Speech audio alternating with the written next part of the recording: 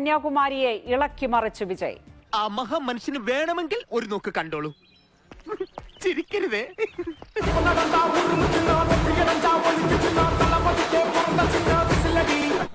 ആരാധകരെ കണ്ട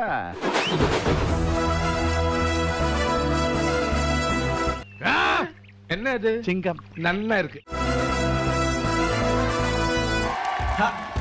ആരാധകരെ ശാന്തരാകുകയും ഈ ഫാൻസിന്റെ ഒരു കാര്യം.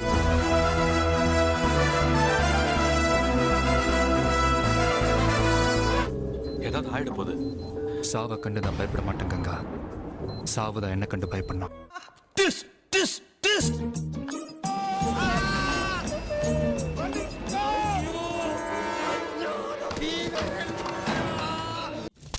ഓടിക്കോ പ്രേമ പതിയെ പോടാ, എനിക്ക് ദേശത്തെ വഴിയേറിയില്ലാന്ന്.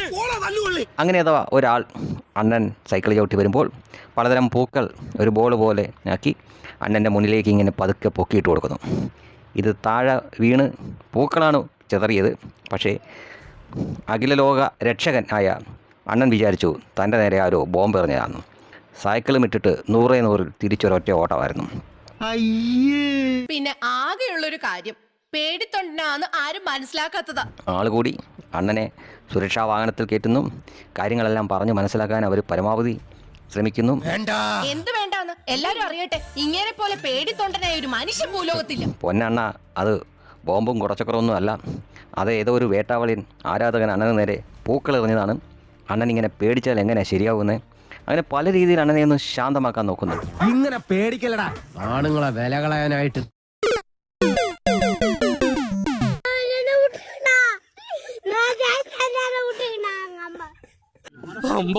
ഓർക്കാൻ കൂടി വയ്യ. ഇത്ര പേടിത്തൊണ്ടനാണോ നമ്പിയേട്ടൻ?